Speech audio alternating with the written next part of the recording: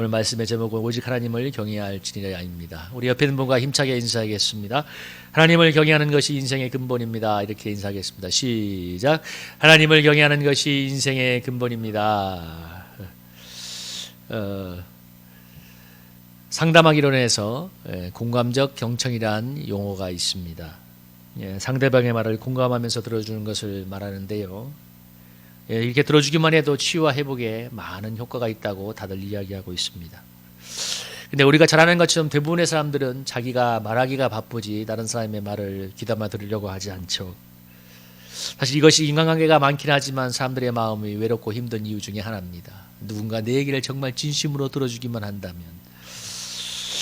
목회자로서 가장 중요한 역할 중에 하나는 성도들의 마음을 헤아려 주는 것 아니겠습니까? 그러려면 성도들의 말을 관심 가지고 들어주어야 하는데요. 근데 저도 돌아보면 제가 잘 들어주는 것보다 제가 말을 많이 하는 것 같아서 참 많이 돌아서면 많이 자책을 할 때가 있습니다. 지금은 소천한 부산의 수영로교회 정필도 목사님이 목회자들의 목회 권면하면서 이렇게 얘기를 한 적이 있습니다. 성도들이 말을 하면 목회자는 가급적 그냥 들어주면서 하하하 허허허 하면서 그러냐고 공감해 주면서 그냥 말을 적게 하고 들어주는 게 덕이 된다고 하는데 참 너무나 평범한 것 같으면서도 중요한 것이라는 생각을 해보게 됩니다. 여러분, 사람과의 관계에서 들어주는 게 이렇게 중요하죠. 귀가 두 개이고 입이 한 개인 것은 많이 듣고 적게 말하라는 뜻 아니겠습니까? 이것은 하나님과의 관계에서도 마찬가지인데요. 우리 1절 2절을 읽어보면 우리 1절 2절 한번 읽어볼까요? 1절 2절 한번 읽어보겠습니다. 시작. 너는 하나님의 집에 들어갈 때 내 발을 삼갈지어다. 가까이에 말씀을 듣는 것이 우매한 자들이 제물 드리는 것보다 나으니 그들은 악을 행하면서 깨닫지 못함이니라. 너는 하나님 앞에서 함부로 입을 열지 말며 급한 마음으로 말을 내지 말라. 하나님은 하늘에 계시고 너는 땅에 있음이니라. 그런즉 마땅히 말을 적게 할 것이니라. 오늘 성경이 우리가 하나님의 집에 들어갈 때, 하나님 앞에 나아갈 때 뭐라고 하냐면 발을 삼가라고 말합니다. 성경에서 발을 삼간다는 것은 행동을 신중하게 경건하게 하는 것을 말합니다. 하나님 앞에 나가게 될 때 우리가 행동을 신중하고 조심하게 하면서 경외하는 태도를 가지는 것을 발을 삼간다고 할 수 있는데요. 참 이게 아주 중요한 거죠. 우리가 누군가 높은 사람 앞에 나가면 우리가 행동을 정말 조심하지 않습니까? 제가 초신자 때, 제가 선교단체 있을 때 수련회 장소를 구하러 이제 어느 산속에 기도원에 갔는데 기도원 예배당에 들어가서 여러분 보통 예배당에 처음 예배당 가면 보통 사람들이 어떻게 하나요? 특별히 목회자들은 먼저 가서 기도를 하고 이렇게 무엇인가 시작을 하죠. 근데 제가 그때 초신자이고 이래서 제가 그때 저하고 같이 갔던 사람들하고 막 예배당을 해서 막 장난을 치면서 웃고 떠들었는데 그때 천정에 있던 샹들리에 같은 게 확 이 발 앞에 떨어져서 기겁을 한 적이 있습니다. 25년이 지난 지금도 그때 그 색깔을 생각해 보면 정말 하나님을 예배하는 그 예배당에서 행동을 조심하라고 하는 하나님의 경고처럼 느껴져서 지금도 그 느낌이 생생히 다가오고 있습니다. 제가 부교육자 때 교회에서 바자회를 준비한 적이 있는데요. 아침부터 이렇게 막 사람들이 부산을 떨면서 바자회를 준비하려고 하는데 그때 한 장로님이 예배를 드리고 시작하자고 이렇게 얘기를 하셔가지고 목사님이 설교를 하고 이렇게 찬양을 하고 합심기도하고 10분 정도 예배를 드리고 이제 바자회를 시작했는데요. 근데 그렇게 바자회를 시작하니까 요란법석하던 그 바자회가 영적인 분위기가 확 바뀌는 것을 느꼈습니다. 물론 예배를 안 드린다고 해서 바자회를 못하는 것은 아니지만 그러나 바자회를 하기 전에 예배전에 드림으로써 하나님을 의식하고 영적인 분위기로 넘어감으로써 참 바자회 분위기가 많이 바뀌는 것을 봤습니다. 여러분, 예배를 많이 드린다고 예배가 형식화되는 것도 문제긴 하지만 어느 순간에도 이렇게 예배하는 경건한 마음으로 우리의 삶을 살아가는 것은 매우 중요하게 됩니다. 왜냐하면 하나님을 의식하게 되고 하나님을 경외하는 마음을 갖게 되면 우리의 행동 거지가 당연히 신중하게 되죠. 경건하게 되고 말도 함부로 하지 않게 되고 하나님 앞에 선다는 임재의식이 우리를 경건으로 이끄는 것인데요.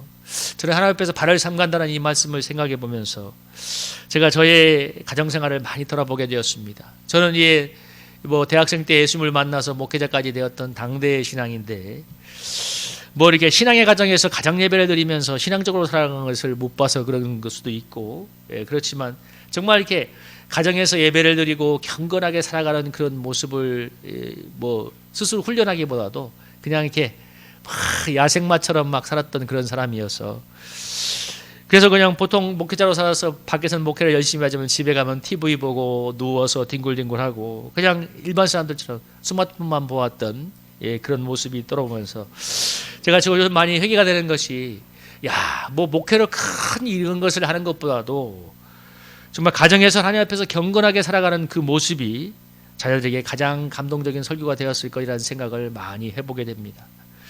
그래서 지금은 가급적 하나님 앞에서 참 가정에서 기도하면서 경건하게 살려는 모습을 가지려고 했다는 다짐을 하는데요. 사실 우리의 신앙은 큰 것을 하는 것보다도 여러분 우리가 일상에 살면서 발을 삼가는 게 정말 중요합니다. 하나님을 예식함으로 우리의 말과 행동을 경건하게 하는 것, 매 순간 주님과 동행하는 삶, 일상에서 예배하고 기도하는 삶이 너무나 중요한 것입니다. 그만큼 그 안에 당연히 하나님의 임재가 이렇게 머물고 있지 않겠습니까? 나아가서 우매자의 제사보다도 하나님의 말씀을 들으고 노력하라고 하는데요. 우매자의 제사는 하나님의 말씀과는 상관없이 제사만 드리는 것을 말합니다. 우리를 치면 하나님을 진심으로 경외함이 없이 하나님의 말씀을 정말 순종하려는 그런 정말 중심의 그런 마음이 없이 형식적으로 예배드리고 신앙생활하는 것을 말할 것인데요. 이러한 신앙생활은 하나님의 뜻과는 사실 무관하기 때문에 하나님 앞에 어리석은 제사가 되는 거죠. 미가서 6장 6-8절에서 이렇게 얘기하고 있습니다. 여러분 미가서 6장 6-8절도 우리가 한번 읽어볼까요? 한번 화면을 보면서 한번 읽어봅니다. 내가 무엇을 가지고 여호와 앞에 나아가며 높으신 하나님께 경배할까? 내가 번제물로 1년 된 송아지를 가지고 그 앞에 나아갈까? 여호와께서 천천의 수양이나 만만의 강물 같은 기름을 기뻐하실까? 내 허물을 위하여 내 맏아들을 내 영혼의 죄로 말미암아 내 몸의 열매를 드릴까? 사람아, 주께서 선한 것이 무엇임을 내게 보이셨나니 여호와께서 내게 구하시는 것은 오직 정의를 행하며 인자를 사랑하며 겸손과 함께 행하는 것이 아니냐. 아멘. 오늘 하나님께서 정말 원하시는 것은 많은 재물 제사보다도 정의를 행하고 인자를 사랑하고 겸손하게 하나님께 행하는 것을 하나님이 기뻐한다고 이야기하고 있습니다. 여러분 구약 성경을 읽어보면 하나님이 정말 하나님의 말씀과 상관이 없고 하나님의 말씀을 정말 마음으로 듣고 따르려는 진지한 마음도 없고 하나님을 경외하는 마음도 없이 정말 형식적인 제사만 드리는 것을 정말 싫어한다는 것을 구약 성경에 많이 나타내고 있는데요. 예를 들면 이사야서 1장 10절 13절에 보면 뭐라고 얘기하냐면 13절에 뭐라고 하십니까? 헛된 재물을 가져오지 말라. 분향은 내가 가증히 여기는 바고 얼삭과 안식일과 대회도 모이는 것이 그러하니 성의에 아울러 악을 행하는 것을 견디지 못하겠노라. 11절에는 뭐라고 했습니까? 여호와께서 순양의 번제와 살진 짐승에 배부르고 수송아지나 어린 양의 순년의 피를 기뻐하지 아니하노라. 10절에 뭐라고 했어요? 하나님의 법에 귀를 기울일지어다. 그러니까 하나님의 말씀에 귀를 기울이지 않고 제사 드리는 것에 하나님이 견디하지 못한다는 거예요. 견디하지 못한다는 거. 또 말라기서에서 1장 6절에서 10절에 보면 뭐라고 얘기하냐면 이 제사장들이 하나님을 경외하는 마음이 없이 정말 병든 이런 제물을 가지고 하나님께 드리고 정말 더러운 떡을 하나님 앞에 드릴 때 하나님께서 얼마나 그거에 대해서 분노하시고 싫어하시는데 10절에 뭐라고 합니까? 너희 중에 성전문을 할 자가 있었으면 좋겠다. 그러니까 하나님을 정말 경외하는 마음 없이 이런 거죠. 하나님께 드려야 될 제물 양과 소가 있으면 좋은 것이 아니라 뭐예요? 병든 것을, 눈먼 것들, 우리 말하면 이 병신, 장애가 있는 것들을 갖다 드리는 거예요. 그러니까 하나님을 경외하는 마음이 없이 드리는 그 제사, 제물을 보니까 하나님이 너무 마음이 분노해서 뭐라고 하고 있습니까? 야, 내가 성전문을 다룰 자가 있었으면 좋겠다. 나를 경외함이 없는 이런 제사를 내가 받고 싶지 않다. 하나님이 그렇게 말씀하는 거죠. 여러분 제가 부교육자 때 담당했던 구역에서 어느 권사님의 자녀들이 자녀를 낳고 결혼해서 돌잔치를 해서 가서 이제 축복기도를 해달라고 해서 간 적이 있는데 그 자녀들은 굉장히 사회적으로 성공한 사람들이었습니다. 뭐 남편이 그 아내가 약사고 남편이 그런데 근데 권사님은 열심히 교회 나오지만 자녀들은 교회 생활을 나오지 않았어요. 그러니까 부모가 목사님을 초대하니까 그냥 마지못해서 그냥 그냥 부모님 얼굴 봐서 초대를 받은 것입니다. 그래서 가서 보니까 뭐 예배를 드릴 형편도 안 되고 그럴 마음도 없고, 그래서 제가 어제 축복 기도를 하고 나왔는데 그분들이 나오면서 사례금을 주면서 인사를 하는데, 참 솔직히 제가 목회자로 그 어떤 그 느낌을 받으면서 정말 마음에 모멸감을 느꼈습니다. 뭐랄까, 우리가 목회자들이 돈을 받으러 가는 게 아니잖아요. 정말 하나님의 이름으로 그 가정을 축복하고자 가는데, 저들은 전혀 그런 마음도 없고 그냥 아유 귀찮다, 그냥 사례금 좀 그냥 애썼어요, 받아가세요 하는 그 뭐랄까 그냥 한다는 그런 느낌을 받을 때 정말 마음에 모멸감을 느꼈는데, 어느 성도님의 장로를 인도했는데 자녀들은 모두 교회를 나오지 않는 사람들이었는데, 장례가 끝나고 제가 하간 예배까지 인도하고 돌아오는데 자녀들이 기름값이나 하시라고 저에게 이렇게 돈을 건네주는데, 정말 너무 제가 마음이 자존심이 너무 상했습니다. 야, 물론 저들이 교회 안 나오는 걸 알겠지만 저렇게 하나님과 또 교회와 주의종에 대해서 정말 그렇게 존중하는 경외심이 없을까? 너무 기분이 나빴어요. 나중에 자녀 중에 한 분이 나를 이제 좀 예배 장례가 끝나고 나서 다시 전화해서 정말 죄송했다고 사과도 하고 저를 식사 대접을 했지만, 솔직히 제가 두 번 다시 그족 집안에 대해서 기도하고 싶은 마음도 들지 않았습니다. 왜냐하면 너무 자존심이 상했어요. 야, 하나님에 대해, 그래도 교회 생활을 전혀 했다고 하는데 하나님에 대해서 저렇게 하나님에 대한 경외심이 없을까? 정말 뭐 이렇게 기름값이라 하면서 이렇게 돈을 줄 때 제가 느낌도 알잖아요. 정말 이분들이 정말 감사해서 아니면 정말 존중하는 마음으로 저 존경의 마음을 담아서 하는지, 그냥 귀찮다 그냥. 그래서 내가 그래도 장례까지 인도했는데, 그래도 교회에서 와서 이렇게 애를 써줬는데 저들의 태도가 저런가 생각하니까 막 너무 괘씸함과 분노가 제 마음에 막 끌어올랐습니다. 솔직히 오늘 하나님이 그렇게 말씀하시는 거예요. 이렇게 나를 경외하지 않는 죄에서 내가 받고 싶지 않다. 성전문을 닫아버렸으면 좋겠다. 하나님이 막 화를 내시는 거예요. 여러분, 말라기서 1장 8절에서 그러잖아요. 너는 저는 것 병든 것을 드리는 것을 어찌 악하지 아니하냐. 그것을 너희 총독에게 드려보라. 그가 너를 기뻐하겠냐. 그가 너를 받아들이겠느냐. 그렇지 않습니까? 총독한테 갈 때 병든 것 더러운 것을 갖다 주면 총독이 기뻐하겠어요? 이것들이 나를 뭘로 보고 이런 것을 가져왔어. 화를 내지 않겠습니까? 하나님이 그러면서 나를 경외하는 마음 없이 이렇게 병든 것들로 제사를 드리는 것에 대해서 하나님이 분노하고 있는 거죠. 중심에 하나님을 경외하는 마음이 없는 것을 하나님이 오늘 질타하고 있습니다. 여러분, 지금 한국교회에 가장 큰 기도 제목이 있다면 저는 하나님을 이렇게 경외하는 마음을 회복하는 게 중요하지 않나 하는 생각을 많이 해보게 됩니다.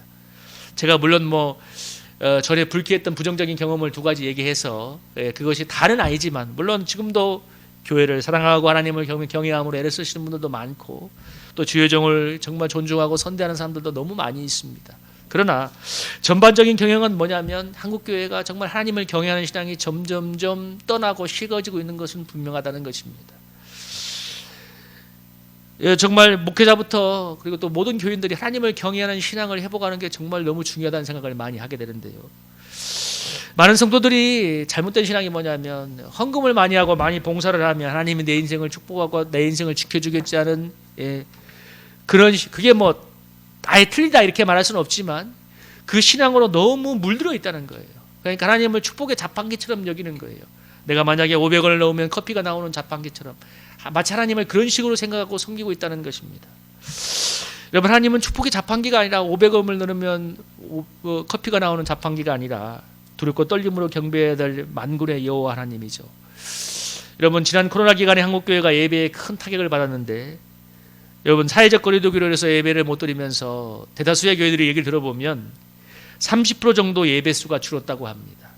참 큰일이죠. 30% 정도는 가난한 교인이 되거나 온라인 예배를 드리고 있는데, 특별히 그것도 젊은 사람들 중심으로.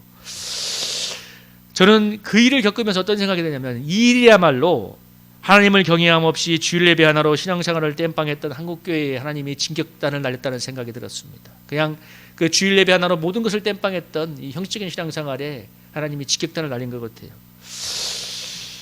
여러분, 2절에서 전도서서 1장 2절에서 뭐라고 얘기합니까? 이렇게 얘기하죠. 너는 하나님 앞에 함부로 입을 열지 말며 급한 마음으로 말을 내지 말라. 하나님은 하늘에 계시고 너는 땅에 있음이니라. 그런즉 마땅히 말을 적게 할 것이라. 여러분, 우리가 사회적으로 높은 사람을 만나면 말을 함부로 하지 않죠. 그렇지 않습니까? 당연히. 얼마나 겸손하게 예의를 갖추면서 나아가서 말을 합니까? 여러분 과거 청와대 만찬에 초대받은 사람들의 얘기를 한 번씩 들어보면 이렇게 얘기한답니다. 여러분 사전에 사람들이 딱 도착을 하면 의전을 담당하는 그 사람이 나와서 대통령을 만나면 이렇게 얘기를 하고 호칭은 이렇게 대통령님 이렇게 얘기하라고, 그러니까 무슨 호칭에 대해서 무슨 멘트를 하라고 또 어떻게 행동하라고 다 하나하나 가르쳐 준다고 합니다. 그러면 그 사람들이 그걸 소홀히 듣겠어요? 그래도 대통령을 만나는데 다 신경 쓰고, 사실 멘트도 다 조율을 해서 하죠. 멘트도 다 조율을 하고, 어느 누가 대통령 앞에서 말을 함부로 할 수가 있겠습니까? 대통령을 만나도 이렇게 격을 맞추어서 이야기하고 행동하는데 하늘에 계신 하나님 앞에 나아갈 때 말을 함부로 했어야 되겠냐는 것이죠. 말을 함부로 하지 말라는 거예요.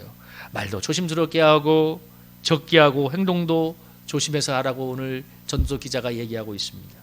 그리고 이어지는 4절 6절에 보면 뭐라고 합니까? 하나님께 서운한 거 있으면 갚기를 더디하지 말라고, 내가 실수해서 서운했다고 말하지 말라고, 하나님의 진노가 온다고, 갚지 아니하는 서운보다도 뭐예요? 서운하지 않는 게 낫다고 얘기합니다. 왜 이 얘기를 하고 있어요? 우리의 하나님께 대한 약속이 사람과 사람의 차원이 아니라, 물론 그 사람과 사람에게 한 약속도 우리가 잘 지켜야 되지만 만군의 여호와 하나님께 한 약속이기 때문에, 소원이기 때문에 정말 경외심을 가지고 지켜야 한다는 것이죠. 하나님에 대한 경외심에 대해서 얘기하면서 소원을 얘기하고 있습니다. 그러면서 결론적으로 이렇게 말합니다. 여러분 7절 한번 읽어볼까요? 7절 한번 읽어보겠습니다. 시작. 꿈이 많으면 헛된 일들이 많아지고 말이 많아도 그러하니 오직 너는 하나님을 경외할지니라. 여러분 하나님이 경외함이 없는 신앙생활의 반대는 무엇이냐면 헛된 생각이 많아지고 말이 많아진다는 것입니다. 중심으로 하나님을 경외하며 말씀대로 행하지라고 하지 않으면 자연스럽게 생기는 현상이 뭐냐면 인간적인 생각이 많아지고 허탈한 말들이 많아지는 거예요. 그렇죠. 하나님의 임재에서 점점점 멀어져 있으니까, 하나님을 경외하는 마음에서 멀어져 있으니까 인간적인 생각, 허탈한 말들이 많아집니다. 그래서 교회에서 하나님을 경외하는 신앙이 식어지면 나타나는 현상이 뭐냐면 헛된 생각과 교회에서 말들이 많아진다는 것입니다. 얼마나 여러분 말들이 많은지 모릅니다. 그런데 말들이 많아서 교회가 종아지는 경우를 제가 보지를 못했고, 늘 문제와 다툼이 일어나고 시험에 들어서 힘들어지는 것을 제가 많이 보았습니다. 여러분 그건 우리의 인생도 똑같아요. 하나님을 경외하는 마음이 없고 헛된 생각과 허탈한 말들이 많아지면 인생이 좋아지기가 힘듭니다. 늘 시험이 따라오고 어려움이 따라옵니다. 왜? 거기에 사탄의 역사를 기회가 너무나 더 많이 있기 때문에. 그러나 여호와를 경외하는 인생에는 하나님의 축복이 있다고 분명히 얘기를 하는데, 여러분 오늘 이 말씀도 한번 우리 힘차게 읽어봅시다. 여러분 잠언서 22장 4절에서 이렇게 이야기하고 있습니다. 한번 읽어볼까요? 시작. 겸손과 여호와를 경외함의 보상은 재물과 영광과 생명이니라. 말라기서 4장 2절도 한번 읽어봅니다. 시작. 내 이름을 경외하는 너희에게는 공의로운 해가 떠올라서 치료하는 광선을 비추니 너희가 나가서 외양간에서 나온 송아지같이 뛰리라. 우리 이 말씀도 한번 읽어보겠습니다. 시편 112편 2에서 3절 한번 읽어봅니다. 시작. 할렐루야. 여호와를 경외하며 그의 계명을 크게 즐거워하는 자는 복이도다. 그의 후손이 땅에서 강성하며 정직한 자들의 후손에게 복이 있으리로다. 부와 재물이 그의 집에 있으며 그의 공의가 영구히 서 있으리로다. 우리 시편 128편 1에서 6절 교동문에 있는 걸 아닙니까? 한번 읽어보겠습니다. 시작. 여호와를 경외하며 그의 길을 걷는 자마다 복이 있도다. 내가 내 손이 수고한 대로 먹을 것이라. 내가 복되고 형통하리로다. 내 집 안방에 있는 내 아내는 결실한 포도나무 같으며 내 식탁에 돌로한 자식들은 어린 감람나무 같으리로다. 여호와를 경외하는 자는 이같이 복을 얻으리로다. 여호와께서 시온에서 내게 복을 주시리로다. 너는 평생에 예루살렘의 번영을 보며 내 자식의 자식을 볼지어다. 이스라엘에게 평강이 있을지어다. 아멘. 여러분 오늘 성경의 축복의 약속을 보면 여호와를 경외하는 그 신앙의 하나님의 은총이 뭐가 있냐면, 잠언서에서 뭐라고 얘기했습니까? 잠언서에서 얘기하기를 겸손과 여호와를 경외함의 보상은 재물과 영광과 생명이니라. 정말 여호와를 경외하는 데 대해서 하나님이 재물과 영광과 생명으로 한다고 그랬고, 시편에서도 보면 뭐라고 했어요? 여호와를 경외하고 그의 계명을 크게 즐거워하는 자는 후손이 땅에서 강성하고 부와 재물이 그의 집에 있을 것이라고. 시편 128편 1절에서는 여호와를 경외하고 그의 길을 걷는 자, 하나님의 말씀대로 순종하며 걷는 자에게는 수고한 대로 먹고 복되고 형통하고 그 가정이 형통하리라고, 여호와께서 이같이 복을 주실 것이라고 약속을 하고 있습니다. 여러분, 오늘 하나님이 하나님을 정말 하나님으로 인정하고 경외하는 신앙에 축복을 약속하고 있는데요. 제가 아까 그런 얘기했죠. 정말 하나님을 경외하는 신앙에서 떠나고 있으면 생각이 많아지고 말이 많아진다고. 근데 그런 인생에는 늘 시험이 따라온다고 얘기했는데, 반대로 여호와를 경외하는 신앙에는 이러한 축복이, 하나님의 은총이 늘 함께합니다. 여러분, 우리 인생의 행복과 축복이 우리의 노력도 필요하겠지만 더 중요한 건 이렇게 하나님이 복을 주시는 것입니다. 오늘 여러분 시편 128편 4절에서 뭐라고 합니까? 여호와를 경외하는 자는 이같이 복을 얻으리로다.